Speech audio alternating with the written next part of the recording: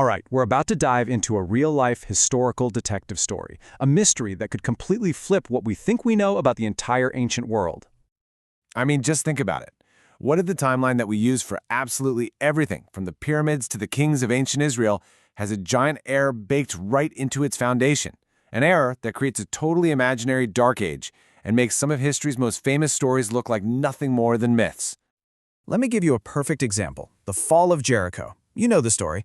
Well, according to our standard timeline, archaeology shows that when the Israelites supposedly got there, Jericho was already an abandoned ruin for centuries. So, story debunked, right?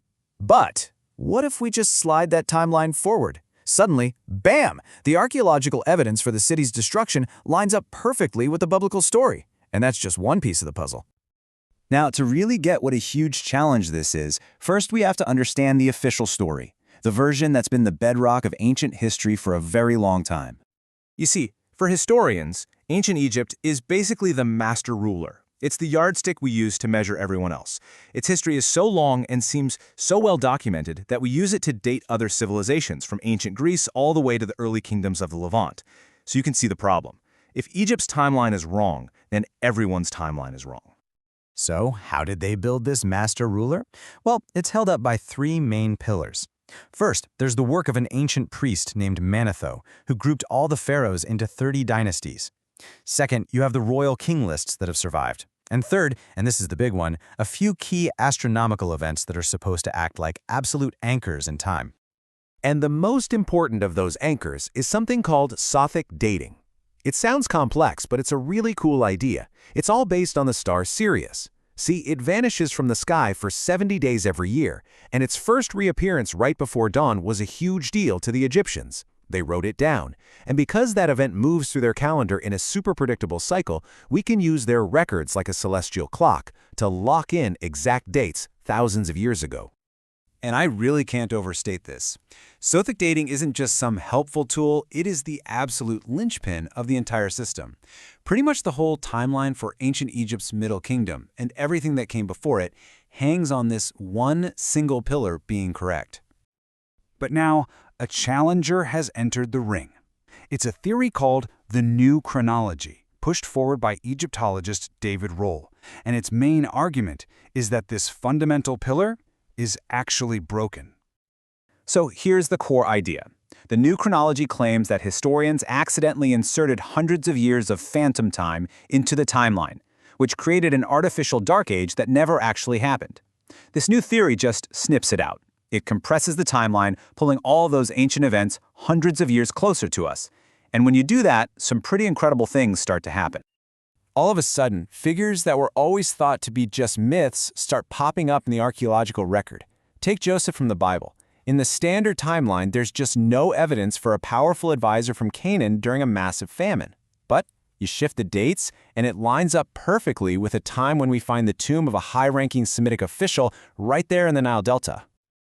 And it's not just Joseph. There's this incredible cache of ancient diplomatic tablets called the Amorna letters. They talk about a warlord in Canaan named Labayu fighting against Habiru rebels. In the new timeline, this lines up exactly with the reign of King Saul. And get this, the letters even have Labayu complaining that his own son is helping his enemies. I mean, that's literally the story of Saul's son Jonathan helping David.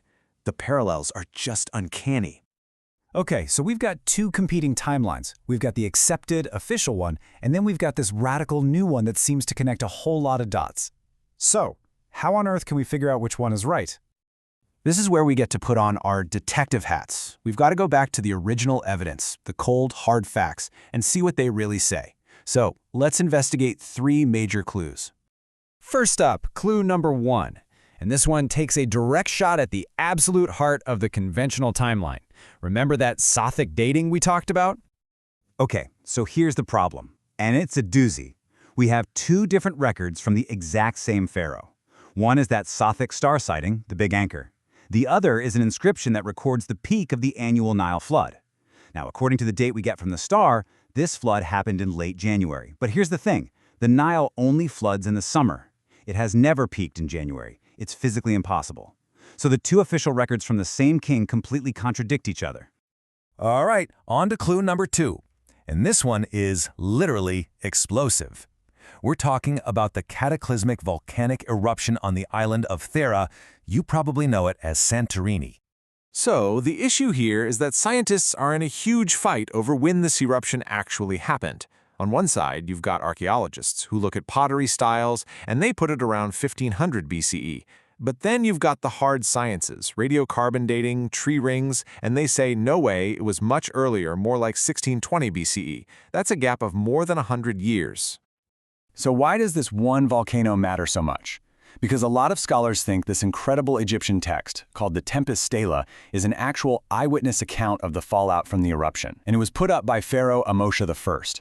If he was describing the Thera eruption, and if the scientific date is right, we would have to completely redate the start of Egypt's entire new kingdom, and that would send shockwaves through the whole region's history. Okay, and that brings us to our third and final clue. For this one, we're looking to the sky again. This time, it's a solar eclipse, recorded on a clay tablet found in the ancient city of Ugarit in Syria. So this tablet describes the sun being put to shame in the middle of the day, a classic description of a total solar eclipse. Awesome, right? Eclipses are perfect astronomical clocks. The problem is, we're not sure which eclipse it was. Scholars have proposed candidates that span centuries. The conventional choice fits the old timeline, but another one, in 1011 BCE, fits the new one perfectly. If we could just nail down which eclipse this tablet is talking about, it could lock in that whole period of history for good.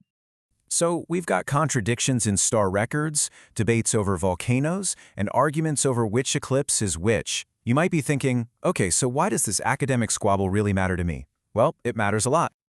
The stakes here are just enormous. This isn't just about moving dates around on a chart.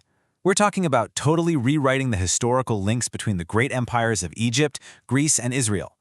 It forces us to ask if people like King David, or even events like the Trojan War, things we often put in the category of myth, might have a real solid basis in actual history.